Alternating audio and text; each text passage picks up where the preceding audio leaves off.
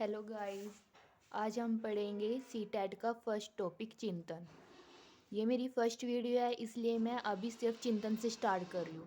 लेकिन अगर आपको मेरी वीडियो अच्छी लगी तो आप प्लीज़ मुझे बताएं, मैं आपके लिए और वीडियो बनाऊँगी। ये वीडियो देखने के बाद प्लीज़ मुझे कमेंट करके बताना ज़रूर कि आपको वीडियो कैसी लगी। चिंतन चिंतन को हम इंग्लिश में थिंकिंग भी बोलते हैं।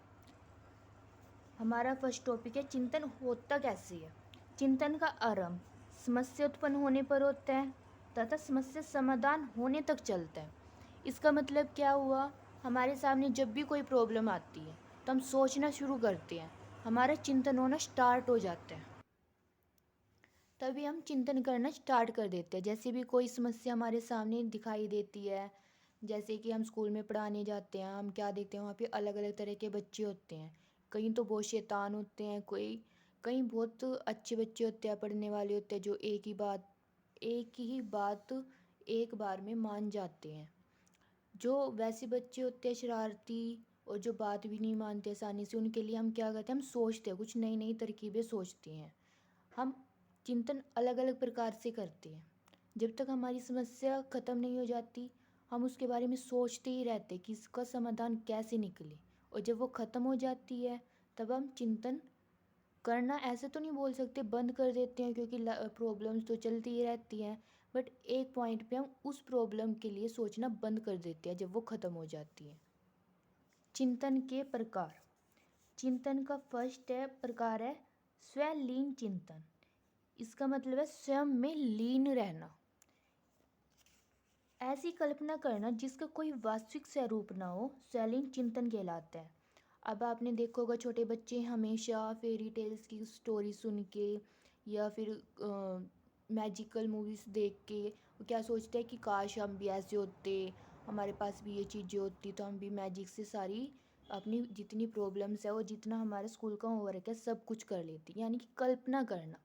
इसमें हम समस्या का जो समाधान है ना, वो रियल लाइफ से अटैच करके उसको नहीं सोचे, हम कल्पनाओं में सोचे कि काश ऐसा हो जाए, काश वैसा हो जाए।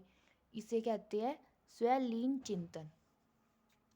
इसका सेकंड है यथार्थवादी चिंतन।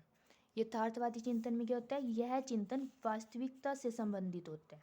यानी कि इसमें हम हर समस्या को वास्तविक, अपनी जो रियल लाइफ है हमारी, उससे जोड़कर उसका समाधान करने के लिए सोचते हैं। जैसे हम किसी की लड़ाई झगड़ा हो गया तो हम सोचेंगे कि इसे कैसे सुलझाया जाए ताकि आगे इसके कोई साइड इफ़ेक्ट ना हो।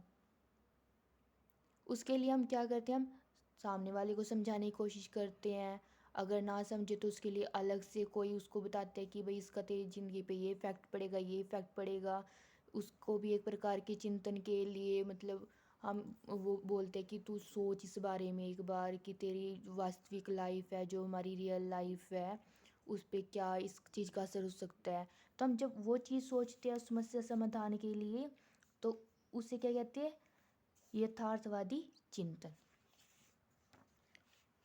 टाइप्स हैं इसके रियलिस्टिक थिंकिंग के, यथार्थवादी चिंतन के टाइप्स हम पढ़ेंगे। फर्स्ट है हमारा अभिसारी चिंतन। अभिसारी चिंतन में क्या होता है, इसमें समस्या एक ही बिंदु पर केंद्रित होती है और समस्या का एक ही समाधान होता है। जैसे भारत की राजधानी नई दिल्ली। अब हमें इसमें आंसर ना पता होता है कि हाँ इसका आंसर ये है, तो हम तुरंत बता देते हैं। अगर हमसे कोई क्वेश्चन पूछे कि बताओ भाई तुम्हारा नाम क्या है, तो हम तुरंत बताते हैं कि मेरा नाम ये है। क्यों, हमें पता होता है, इसमें हमें सोचने की ज़रूरत नहीं पड़ती। जो चीज़ हमें पता होती है, अगर हमें ज़्यादा सोचना भी पड़े तो इसमें सिर्फ 5-6 सेकंड के लिए बच्चे सोच के तुरंत आंसर दे देते हैं। इसे कहते हैं अभिसारी चिंतन, जिसे कन्वर्जेंट थिंकिंग भी बोलते हैं इंग्लिश में। इसके द्वारा खोजा हुआ समाधान बंद अंत यानी कि क्लोज वाला होता है। इसमें हम अलग अलग प्रकार से नहीं सोचते, सिर्फ एक ही बिंदु पे, एक ही बॉक्स में हमारे मतलब आंसर बंद होते हैं और उसमें हम तुरंत उसमें से निकाल के उसको आंसर दे देते हैं। इसमें हम किसी ज़्यादा सोचते ही नहीं है। एक बंद बॉक्स के अंदर जैसे बहुत सारी चीज़ें होती है, उसमें से निकाल कर हमने वो चीज़ किसी और को दे दी। इसमें भी ऐसी कोई हमसे क्वेश्चन करता है तो हमने तुरंत बता दिया। जैसे इसमें भारत की राजधानी नई दिल्ली है, इसलिए इसमें जो समाधान होते हैं वो कैसे होते हैं, बंद यानी कि क्लोज्ड। ये क्वेश्चन कई बार इंग्लिश में सी टैट में इंग्लिश में भी आया है, जो इंग्लिश की पैडागोगी है उसमें भी आया है कि क्लोज कौन सी होती है, क्लोज थिंकिंग कौन सी होती है और ओपन कौन सी होती है। तो इस वर्ड को ध्यान रखना है कि क्लोज अभिसारी होती है। और आगे हम पढ़ेंगे अपसारी चिंतन। अपसारी चिंतन जिसे हम डाइवर्जेंट थिंकिंग भी बोलते हैं, इसमें समस्या एक ही बिंदु पर केंद्रित नहीं होती। इसमें समस्या को कल्पना शक्ति एवं सृजनात्मकता का प्रयोग करके कई प्रकार से हल किया जाता है। इसका मतलब यह है कि इसमें जैसे हम किसी समस्या के बारे में सोच रहे हैं तो उसमें हम क्या सोचेंगे, हम नया कुछ करने के बारे में सोचेंगे। जैसे किसी बच्चे को कोई प्रोजेक्ट दे दिया गया, अब वो सिंपल तरीके से भी बन सकता है, लेकिन जब वो बच्चा उस चीज़ को क्रिएटिविटी करके अलग तरीके से करता है तब हम उसे कहेंगे अपसारी चिंतन, जिसमें सृजनात्मकता यानी कि कुछ नया करना, कुछ नया सोचना, उसके बारे में जब हम वो प्रयोग करके हम किसी भी समस्या का हल करते हैं, पूरा ध्यान देकर मतलब अलग अलग चीज़ें सोचते हैं, तो उसे कहते हैं अपसारी चिंतन। इसमें समस्या एक ही बिंदु पर केंद्रित नहीं होती। इसका मतलब है कि जैसे हमने यहाँ पे बोल दिया था भारत की राजधानी नई दिल्ली है, हमें पता था, लेकिन इसमें ऐसा नहीं होगा। इसमें हमें सोचना पड़ेगा, हम नए नए तरीके सोचेंगे कुछ भी करने के लिए। जैसे बच्चे प्रोजेक्ट्स के लिए, जैसे हमें कोई टॉपिक दे दिया जाता है तो उसके लिए अलग अलग प्रकार से सोचते हैं कि अच्छा इसका ये भी हो सकता है, इसमें हम ये भी ऐड कर सकते हैं। अब जैसे कोरोना के केसेस चल रहे हैं, हम उसके लिए समाधान के लिए हमने कितनी अलग अलग तरकीबें लगाई, तो उसके बाद हमने एक हल निकाला कि हमने एक दवाई बनाई। बहुत सारी थिंकिंग करने के बाद हम उस पे गए हैं ना कि हमने ये चीज़, ये मेडिसिन बनाई, तो उसे क्या कहेंगे, अपसारी चिंतन।